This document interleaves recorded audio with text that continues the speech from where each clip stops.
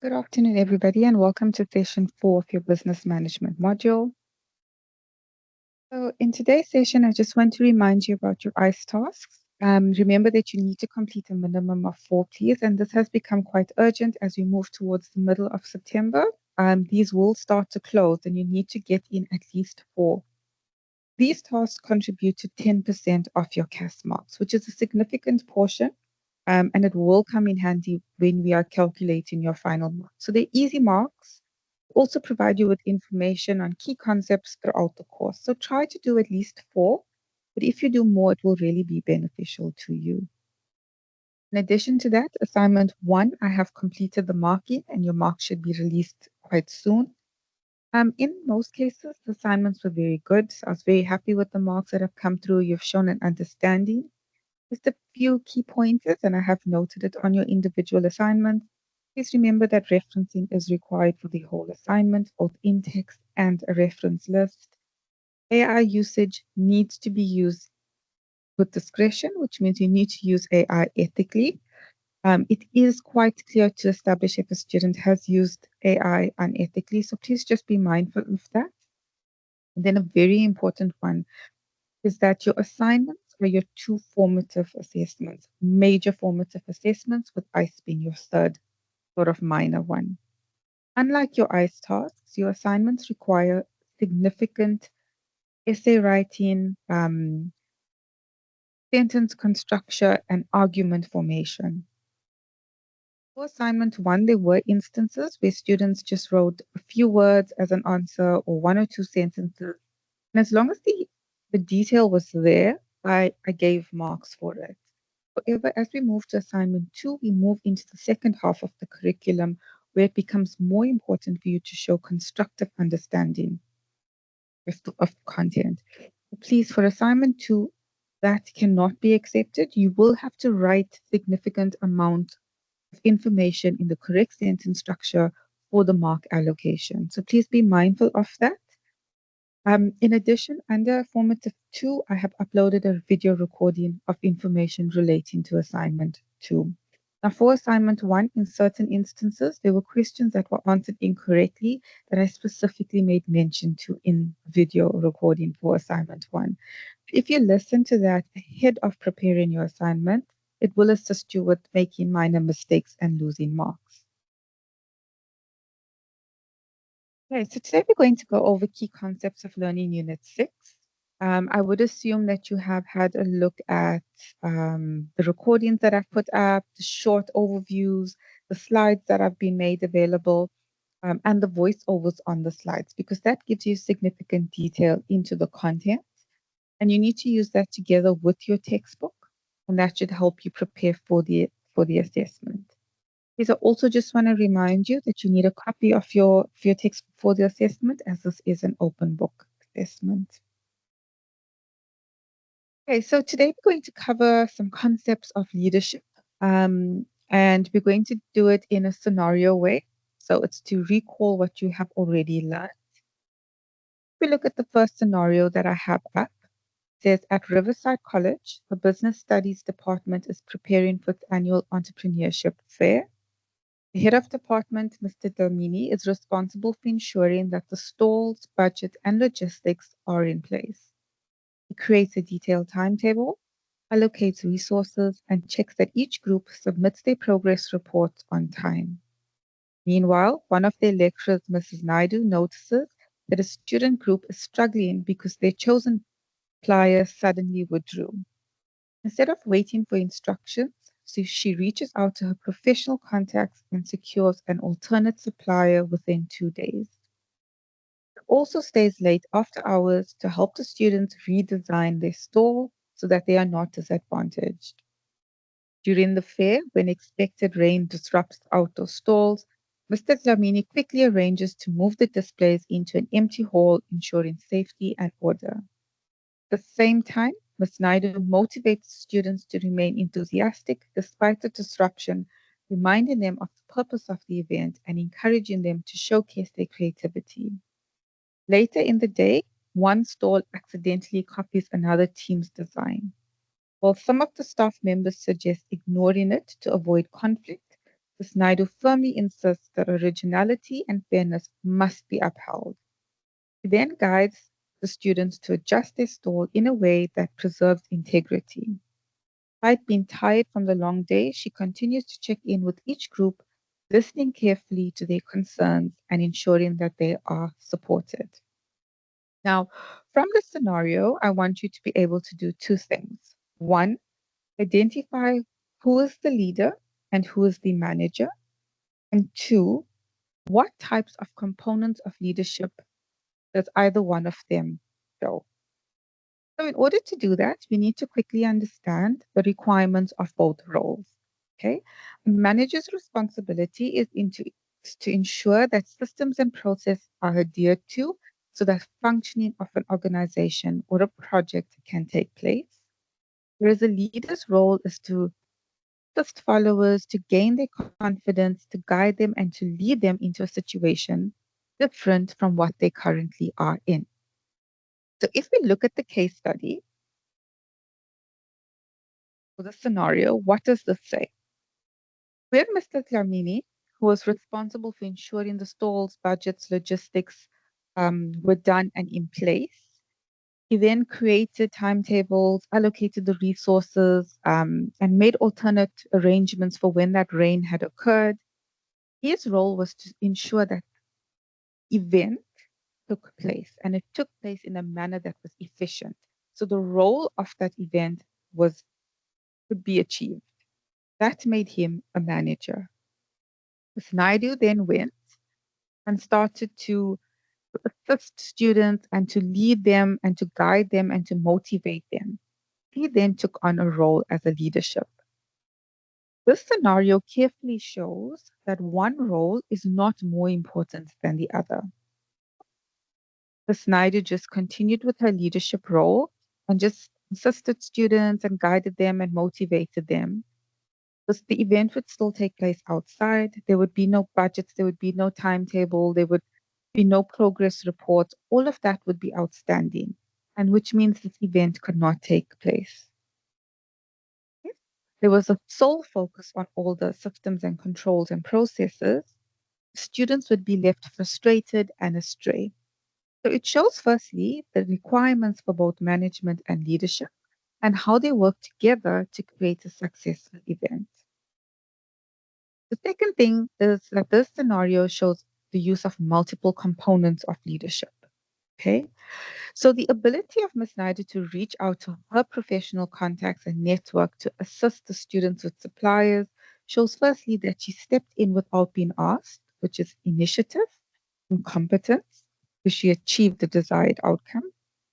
She then stayed after hours, which shows her responsibility and commitment to the students and the event, bearing in mind she was not asked to do it.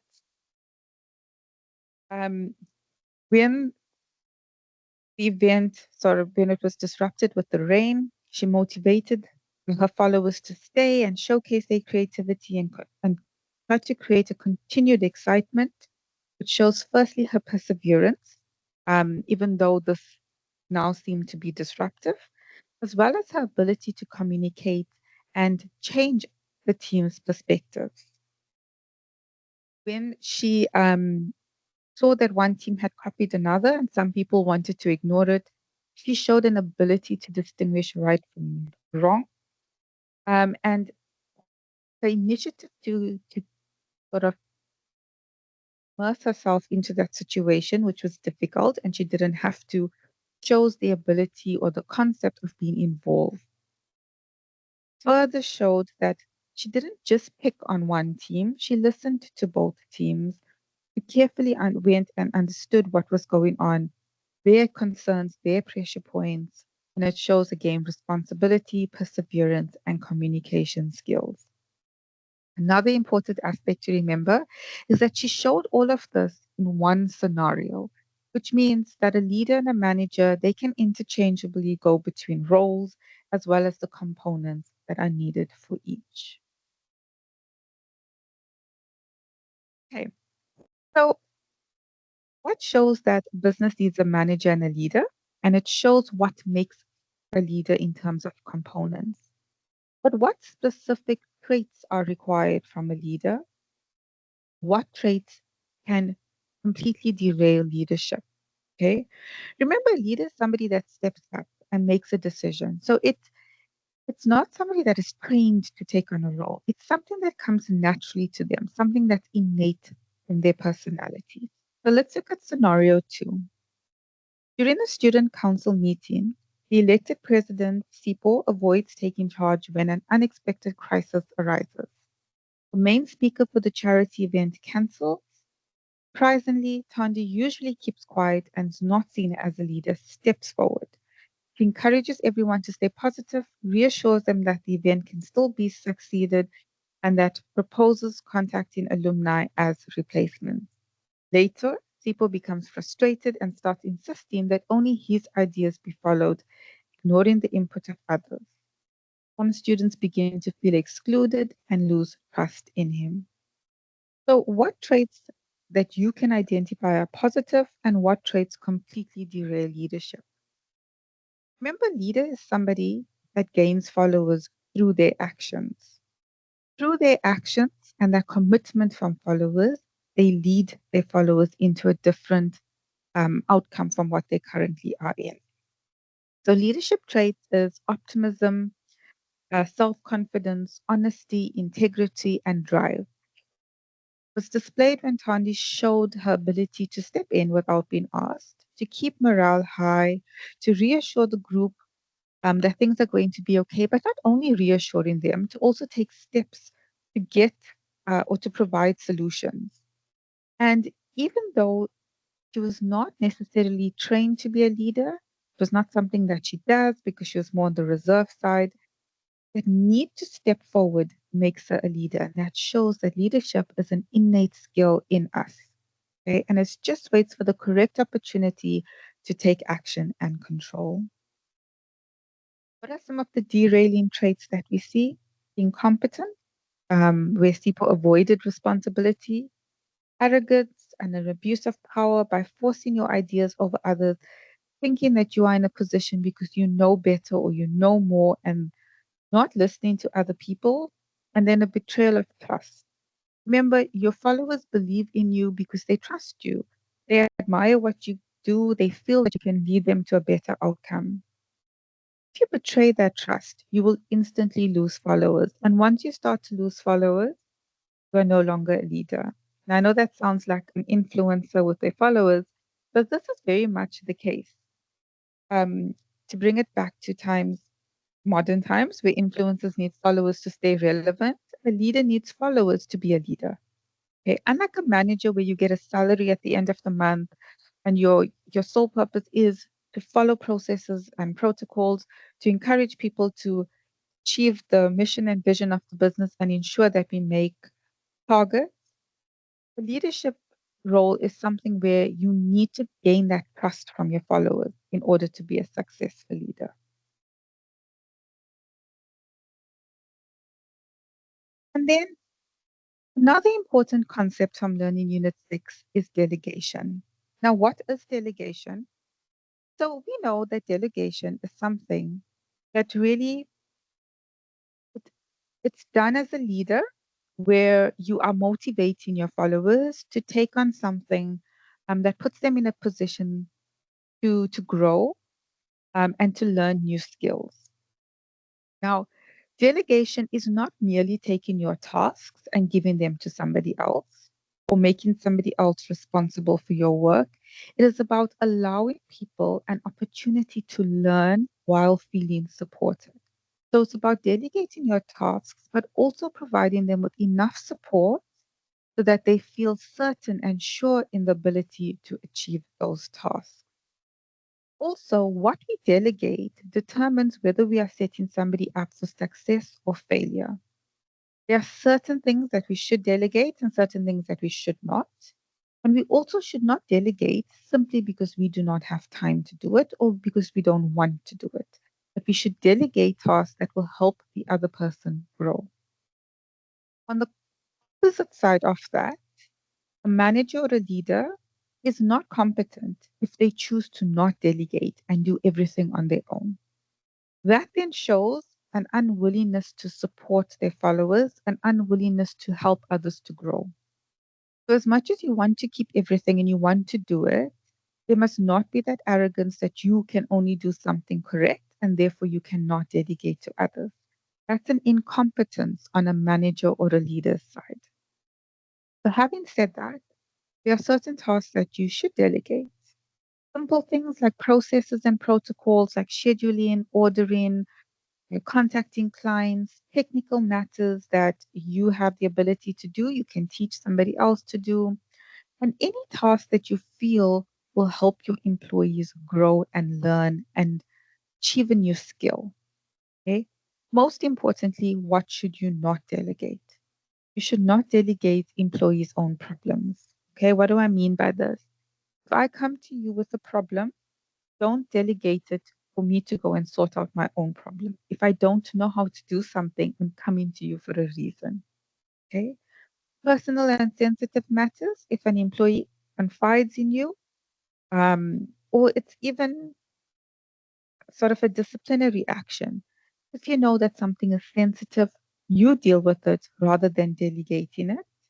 Confidential activities, salaries, performance management, unless somebody is a manager or has given authority to be in the know of that information, rather do it yourself. Crises, nothing makes a manager look incompetent than when you're in a position where you don't know what to do, and you know that everybody else doesn't know what to do, you hand off the buck to somebody else, knowing that they're going to fail. And tasks that are delegated to you personally by your superiors, don't delegate it to others because you are responsible for it. So, for this course, I have noticed that online attendance is not really great, and that's okay. As long as you are listening to the recordings and you are engaging with the work, and that you know that if you do need assistance, I am here and that you need to reach out to me either by WhatsApp or by email and let me know how I can help you.